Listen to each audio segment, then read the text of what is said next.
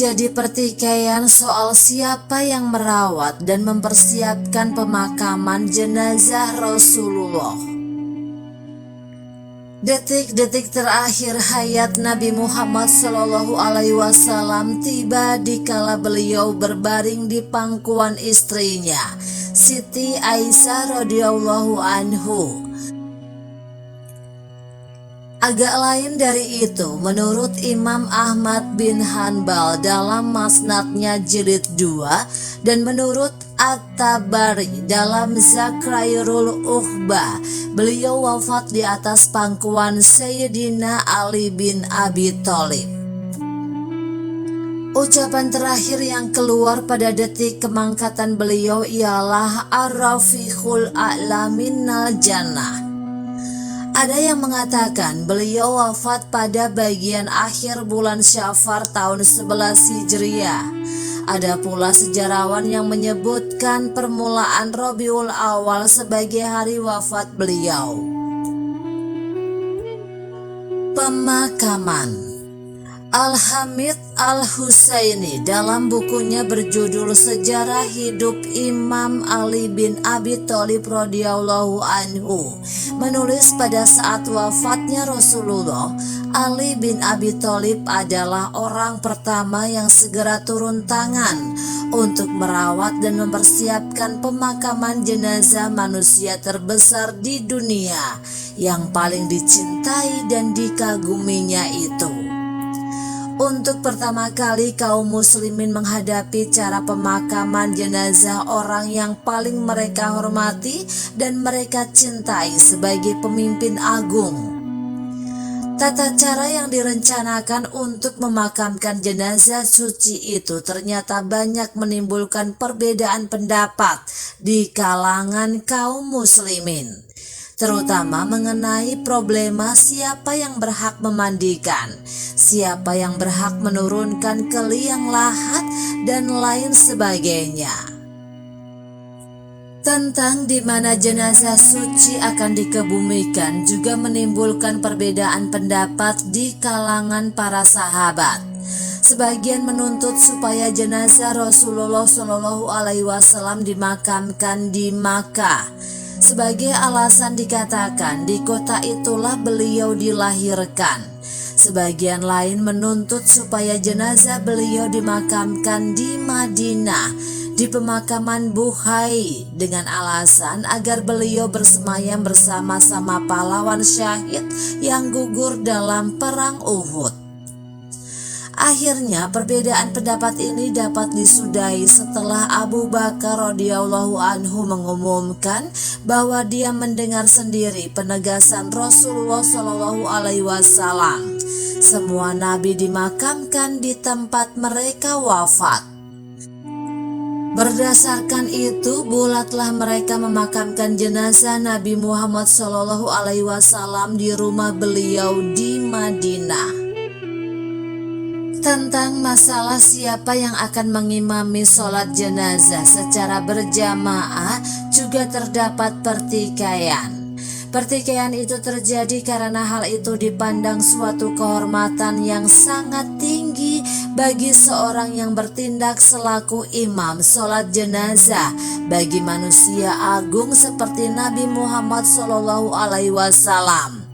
Karena tidak tercapai kesepakatan, akhirnya tiap orang melakukan sholat jenazah sendiri-sendiri. Sementara itu terdapat riwayat lain yang mengatakan bahwa dikala itu Ali mengusulkan sholat jenazah secara berjamaah. Usul tersebut diterima oleh kaum muslimin, bahkan disepakati dia bertindak sebagai imam. Begitu pula tentang siapa yang akan mendapat kehormatan menurunkan jenazah suci ke liang lahat.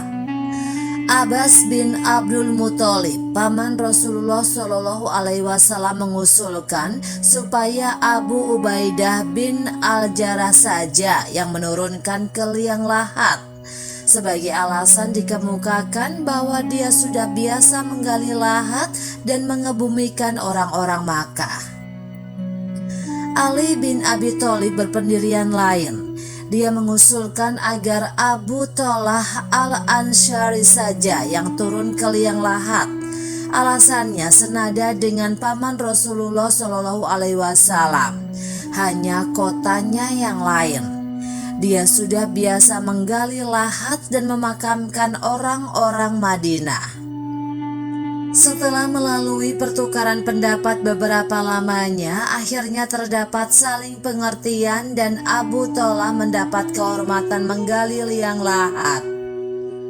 Kemudian timbul pula problema baru, siapa yang akan menyertai Abu Talha dalam melaksanakan tugas terhormat itu? Menurut Al-Hamid Al-Husaini, problema seperti tersebut timbul karena tidak ada seorang pun yang diakui otoritasnya untuk mengatur dan menentukan tata cara pemakaman. Juga karena tidak ada wasiat apapun dari Rasulullah Shallallahu Alaihi Wasallam tentang sesuatu yang perlu dilakukan kaum muslimin pada saat beliau wafat. Soal-soal yang bagi orang zaman sekarang dianggap kurang penting, pada masa itu benar-benar dipandang sebagai satu soal yang besar. Lebih-lebih karena yang dihadapi kaum muslimin adalah jenazah Rasulullah Shallallahu Alaihi Wasallam. Hal itu wajar rasanya jika tidak ada kehormatan yang lebih tinggi daripada memperoleh kesempatan memberikan pelayanan terakhir kepada jenazah suci itu. Akhirnya Ali radhiyallahu anhu dengan terus terang dan tegas berkata, tidak ada orang yang boleh turun ke liang lahat bersama Abu Talha selain aku sendiri dan Abbas. Sungguh pun sudah ada ketegasan seperti itu dari Ali radhiyallahu anhu. Namun dalam praktik dia memperbolehkan juga Al-Fard bin Abbas dan Utsman bin Zaid turun ke liang lahat. Hal itu menimbulkan rasa kurang enak di kalangan kaum Ansyar. Mereka menuntut agar ada seorang dari kaum Ansar yang ikut. Tuntutan yang adil itu akhirnya disepakati dan ditunjuklah orangnya, Aus bin Khawli. Aus dulu pernah ikut aktif dalam perang Badar melawan kaum musyrikin Quraisy. Al-Hamid Al-Husaini mengatakan, dalam semua kegiatan membenahi pemakaman jenazah Rasulullah Shallallahu Alaihi Wasallam, Ali benar-benar memainkan peranan yang sangat dominan. Bahkan waktu memandikan jenazah beliau, Ali satu-satunya orang yang menjamah jasad manusia agung itu. Hal itu dimungkinkan karena sebelumnya banyak orang yang sudah mendengar bahwa Rasulullah Shallallahu Alaihi Wasallam sendiri pernah menyatakan, hanya Ali radhiyallahu anhu saja yang boleh melihat aurat beliau. Kesan Sayyidina Ali radhiyallahu anhu yang sangat mendalam dan selalu terkenang dari peristiwa memandikan jenazah suci itu ialah, kubalikan sedikit saja, jasad beliau sudah menurut. Sama sekali tidak kurasakan berat. Seolah-olah ada tangan lain yang membantuku, bukan lain pasti tangan malaikat.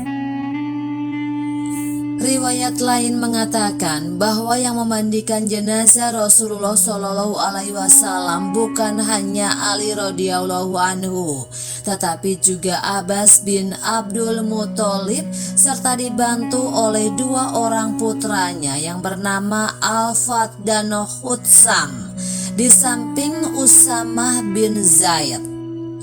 Usamah bin Zaid dan Syukron yang sampai saat terakhir menjadi pembantu Rasulullah Shallallahu Alaihi Wasallam, dua-duanya menuangkan air. Jasad jenazah suci dimandikan tetap dalam mengenakan pakaian. Di saat memandikan, Ali radhiyallahu anhu tertegun oleh keharuman bau semerbak dan sambil bergumam mengucapkan, demi Allah, alangkah harumnya engkau di waktu hidup dan setelah meninggal. Riwayat mengatakan pula bahwa pemakaman jenazah suci itu dilakukan pada malam hari di bawah cahaya gemerlapan bintang-bintang di langit hening. Di tengah keheningan malam itu terdengar detak-denting suara orang menggali lahat, bercampur suara saling berbisik, seolah-olah jangan sampai mengusik ketenangan jenazah agung yang sedang menuju ke pembaringan terakhir. Tidak jauh dari tempat pemakaman terdengar suara haru para wanita tertahan mengendap-endap rintihan duka. Inna lillahi wa inna ilaihi roji'un.